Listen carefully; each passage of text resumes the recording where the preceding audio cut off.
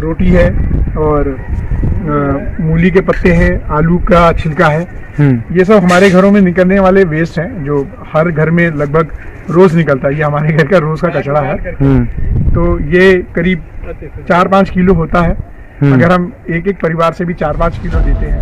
खबर जनपद आजमगढ़ से है, जहां मां तमसा गौशाला आजमगढ़ की एकमात्र ऐसी गौशाला है जो आत्मनिर्भरता की ओर बढ़ रही है, जिसे आत्मनिर्भर बनाने की कोशिश कर रहे हैं इंजीनियर राकेश कुमार पांडे, जो व्यावसायिक तौर पर एयरक्राफ्ट मेंटेनेंस इंजीनियर हैं, जिनकी एक मुहिम है जल, जमीन और विचारों को जहर मुक्त बनाना। राकेश कुमार पांडे के इस मुहिम में उनका साथ दे रहे हैं डॉक्टर राजेश तिवारी, जो पेशे से होम्योपैथिक डॉक्टर हैं, राजकीय Shri Durga ji homeopathic medical college Chandeshwar Azamgarh में प्रोफेसर हैं। उन्होंने जनहित इंडिया से बातचीत में कहा कि हम गौशाला को आत्मनिर्भरता की ओर बढ़ा रहे हैं। हम गौ माता को निराश्रित। डॉक्टर राजेश तिवारी, पेशे से होम्योपैथिक चिकित्सक और शिक्षक हूँ।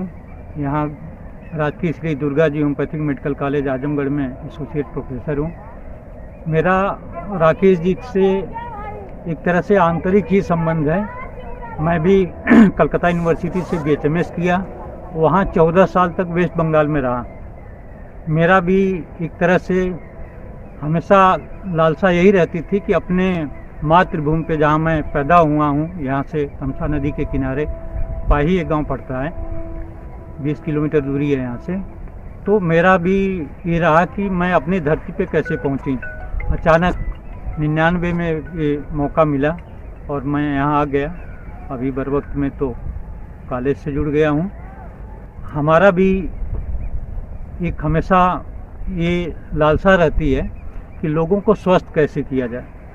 तो स्वस्थ किया जाए तो देखा हमने कि अगर जो 3 माताएं हैं, एक तो धरती माता हैं, गौ माता हैं और नदी को भी हम लोग माता कहते हैं। माता इसलिए कहते हैं कि माता कुछ लेती नहीं है, देती है। तो जब राकेश पांडे ने फैसला लिया कि गौशाला चलाया जाए, वहाँ से धरती माता को भी मिलेगा और नदी से भी जुड़ा जाए, तो हमने गौशाला को भी सुझाव इनसे दिया कि क्यों ना हम इस गौशाला को तमसा माँ गौशाला के नाम से इसको कर दिया जाए। तो ये सुझाव इन्होंने मान लिया और देखा गया कि बहुत सारे लोग, यहाँ के लोग चाहे जो भी हम लोगों से जुड़ते थे, बहुत तरह तरह की बातें करते थे। 99% तो यही कहते थे कि आप निगेटिव जा रहे हैं, क्यों इतनी ऊर्जा लगा रहे हैं, क्या हुआ है, क्यों गौशाला में। जैसे तो ये पूरे उत्तर प्रदेश की समस्या है कि किसान बहुत परेशान है। तो इससे हम लोगों को एक मौका मिला कि हम कुछ करके दिखाएं। और यहाँ बहुत काफ़ी जगह है जिसमें आप देखेंगे कि गौशाला को हम लोग आत्मनिर्भर बनाने की कोशिश कर रहे हैं। चारा जो यहाँ से 15 किलोमीटर दूर 15 बीघा बाजरा बोया गया था, लेकिन बहुत सारे यातायात में दिक्कतें आई। इससे हमने ये निर्णय लिया कि यहीं आसपास में ही खेती क्यों न कराया जाए। तो यहाँ लगभग 10 बीघे के करीब जो है इस बार जुताई हो गई है और अब हमको किसी की मोहताज नहीं होना पड़ेगा कि हमको भूसा दीजिए, ये दीजिए, वो दीजिए। सारा कुछ इंतजाम यहीं पे हम लोग कर रहे हैं। भविष्य में पशुओं के लिए भी चिकित्सालय हम होम्योपैथिक से जुड़े हुए हैं, तो उसका भी पशुओं को लाभ मिलता है। एलोपैथिक चिकित्सा जो है, इनको बराबर पशु चिकित्सक आते हैं, देखते ही रहते हैं। और फ्यूचर में हम लोगों का जो प्लान है कि इस तरह की और गौशालाएं मिलें तो उसको भी करके हम दिखाएंगे।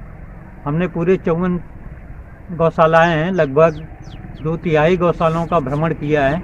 इसके बाद इस नतीजे पे आके हम लोग पहुँचे हैं कि यहाँ कुछ किया जाए और फिर ऐसे ही और भी गौशालाएं हम इस कुछ दिन में आ जाएंगे कि और भी गौशालाएं ले सकेंगे। और बहुत अच्छा गौ माता को हम निराश्रित नहीं होने देंगे, उसको आश्रय जरूर देंगे। आप सभी को मेरा बहुत बहुत धन्यवाद, आभार दुर्गा पांडे जी का, जिन्होंने मुझको ये मौका दिया। धन्यवाद, नमस्कार। ये जल संरक्षण का कार्य हो रहा है यहाँ पे।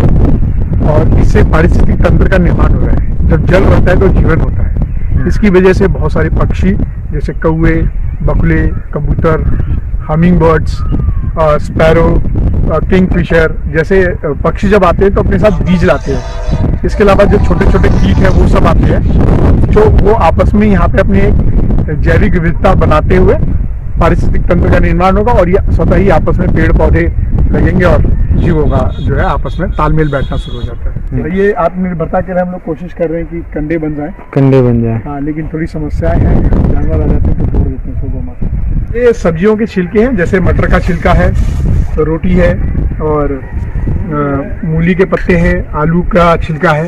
ये सब हमारे घरों में निकलने वाले वेस्ट हैं, जो हर घर में लगभग रोज निकलता है। ये हमारे घर का रोज का कचरा है। तो ये करीब 4-5 किलो होता है।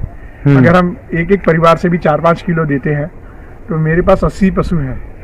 अगर हम इस तरीके के छिलके उनको दें तो काफी हेल्पफुल होता है हमारे लिए। या चारे में आत्मनिर्भर बनाना है और पानी में आत्मनिर्भर बनाना है। ये 3 चीजें अगर आत्मनिर्भर हो जाए तो गौशाला टोटली आत्मनिर्भर हो जाएगी।